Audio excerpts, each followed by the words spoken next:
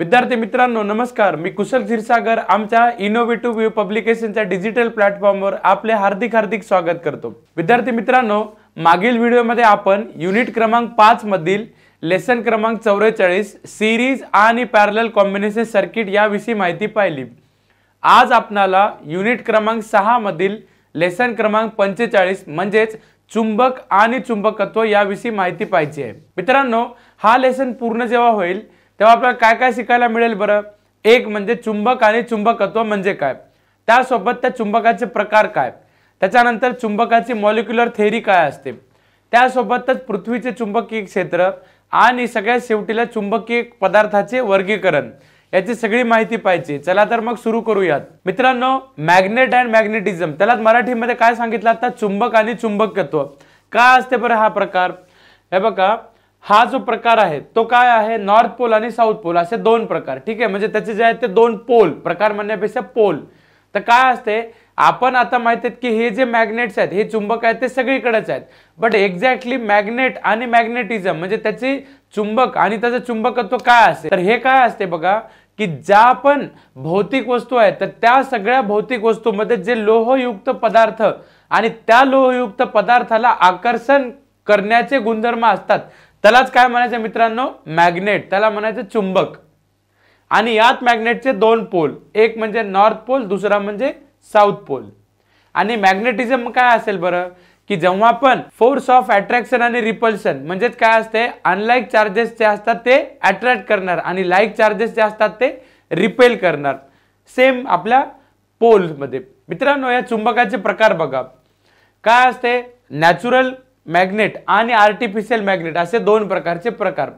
आणि लोडस्टोन हा जो प्रकार आहे ना तो खूप शेकडो वर्षापूर्वी एक शोधला गेलेला एक नैसर्गिक चुंबक आहे।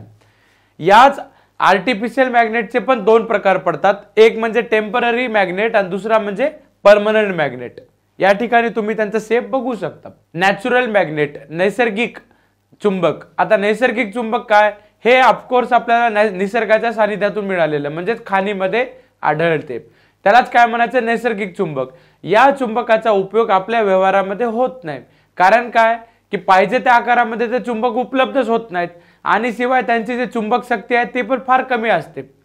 त्याला शास्त्रीय भाषेमध्ये काय, जे आपलं फेरस ऑक्साईड म्हणजे आपण त्याला आयर्न ऑक्साईड जे बोलतो बघा, Fe3O4, फेरस ऑक्साईड हा दुसरा झाला, त्याच्यामध्ये Fe म्हणजे फेरस, तर त्याच्यामध्ये आयर्न।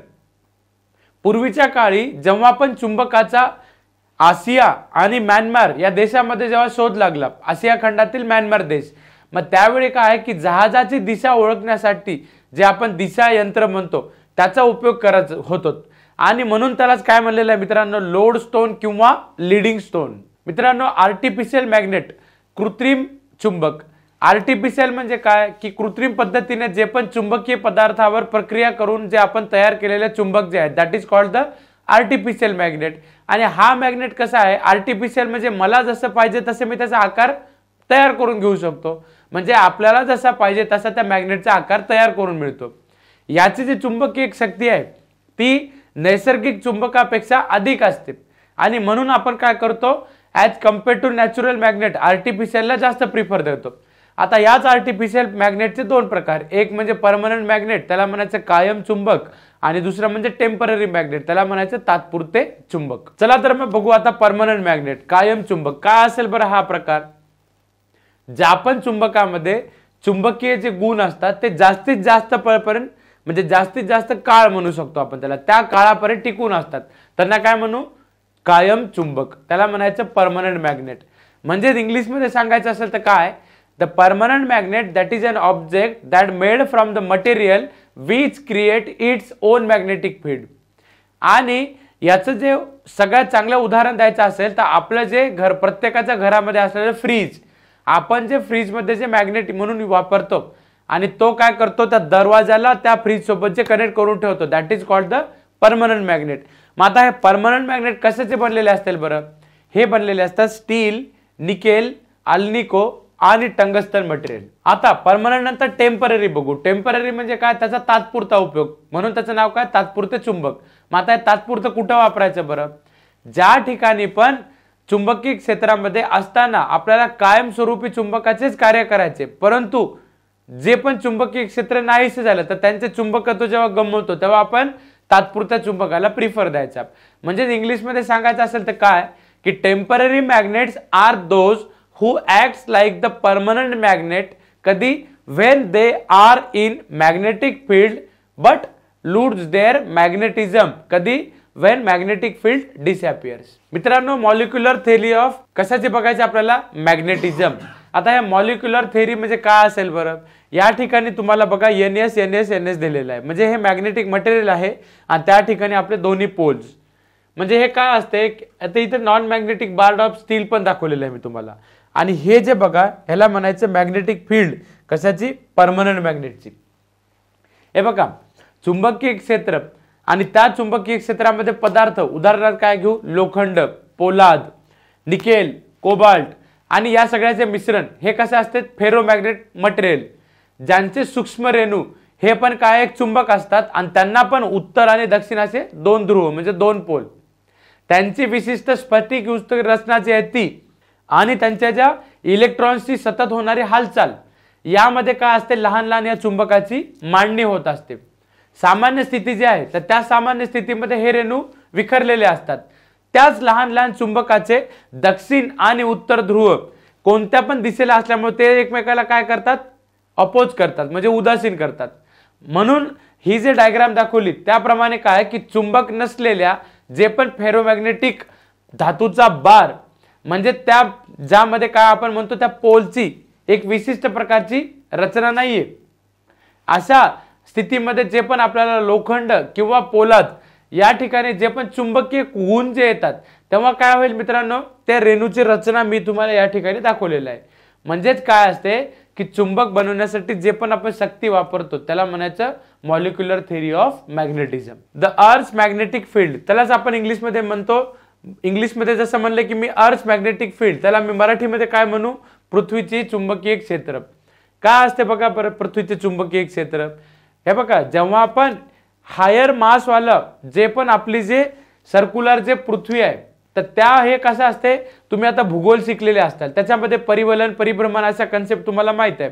मग आता पृथ्वी कसं असते? स्वतःभोवती फिरते. मग असं स्वतःभोवती फिरत असताना त्यामध्ये चुंबकीय क्षेत्र निर्माण होतं आणि पृथ्वीचा भौगोलिक उत्तर ध्रुव हा काय असतो मित्रांनो? त्यांच्याच चुंबकीय जे दक्षिण ध्रुव असतात आणि भौगोलिक जे पृथ्वीचा भौगोलिक जे दक्षिण ध्रुव आहे तोच त्या चुंबकाचा काय असतो मित्रांनो? चुंबकीय उत्तर ध्रुव असतो. म्हणून या सगळ्या चुंबक आधांतरित जे टांगायला असतं त्याच्यामध्ये काय लक्षात ठेवायचं? हा जो आहे तो आपला दक्षिणोत्तर जो आहे तो पिरियड नाही का स्थिर राहतो. मित्रांनो, चुंबकीय पदार्थाचे वर्गीकरण बघा. कोणत्याही मॅग्नेटला जर क्लासिफाय करायचं ठरवलं तर त्याच्यामध्ये जे मटेरियल वापरतो त्याच्यावरूनच त्याचे टाइप पडतात. एक म्हणजे फेरोमॅग्नेटिक मटेरियल, दुसरं म्हणजे पॅरामॅग्नेटिक मटेरियल, तिसरं म्हणजे डायमॅग्नेटिक मटेरियल. फेरो, पॅरा आणि डाय. चला तर मग आता पहिला प्रकार सांगतो. फेरो. फेरो म्हणजे काय असते बघा की जे पण पदार्थ एखाद्या मॅग्नेटकडे फास्ट पैकी अट्रॅक्ट होतात त्यांना म्हणायचं फेरोमॅग्नेटिक मटेरियल. असे कोणते मटेरियल असतात? आता तुम्ही एक मॅग्नेट घ्या आणि एक लोखंड बघा, पटकन अट्रॅक्ट होते की नाही? म्हणजे लोखंड काय झाला? फेरोमॅग्नेटिक मटेरियल झाला. तसेच तुमचा पोलाद बघा, निकेल बघा, कोबाल्ट बघा, या सगळ्यामध्ये काय असते की जे पण तुमचा मॅग्नेट आहे त्याला पटकन अट्रॅक्ट करण्याची पॉवर येऊन जाते. Paramagnetic material. पॅरामॅग्नेटिक मटेरियल म्हणजे काय की जसं तुम्हाला फेरोमध्ये पटकन अट्रॅक्ट होते तसं काय थोड्या प्रमाणामध्ये हे पण आकर्षित होतात. मग जे पदार्थ चुंबकाकडे अगदी थोड्याफार प्रमाणामध्ये आकर्षित होतात त्यांना काय म्हणायचं मित्रांनो? Paramagnetic material. आणि त्यांची जी आकर्षण शक्ती असते ती कशी असते? चुंबकाने सहजासहजी पाहता येते, म्हणजे आपल्याला ती आकर्षण शक्ती येते. थोडक्यात म्हणजे काय सांगू आता, जे आता तुम्हाला फेरोमॅग्नेटिक सांगितलं तसंच ह्याचं पण काम असते. याचं उदाहरण सांगू का? एक म्हणजे ॲल्युमिनियम घ्या, मॅग्नीज घ्या, प्लेटिनम घ्या, तांबे घ्या, हे सगळे कसे आहेत याचे टाइप्स. आता डायमॅग्नेटिक बघा. डायमॅग्नेटिक म्हणजे काय असते की जे पण आता आपण त्या दोघांमध्ये जसं आपण बघितलं की थोड्याफार प्रमाणामध्ये जास्त प्रमाणामध्ये अट्रॅक्ट होतात. मग आता हे काय असते की जेव्हा आपण चुंबकीय शक्तिशाली चुंबकाने थोड्याफार प्रमाणामध्ये जे प्रतिकर्षिले जातात त्यांना काय म्हणायचं मित्रांनो? Diamagnetic material. मग आता याचं उदाहरण सांगू का? एक म्हणजे बिस्मथ सल्फर, त्याच्यानंतर ग्राफाइट बघा, काच बघा, कागद बघा, हवा, लाकूड, पाणी हे सगळे काय येतं, डायमॅग्नेटिक मटेरियल येतं.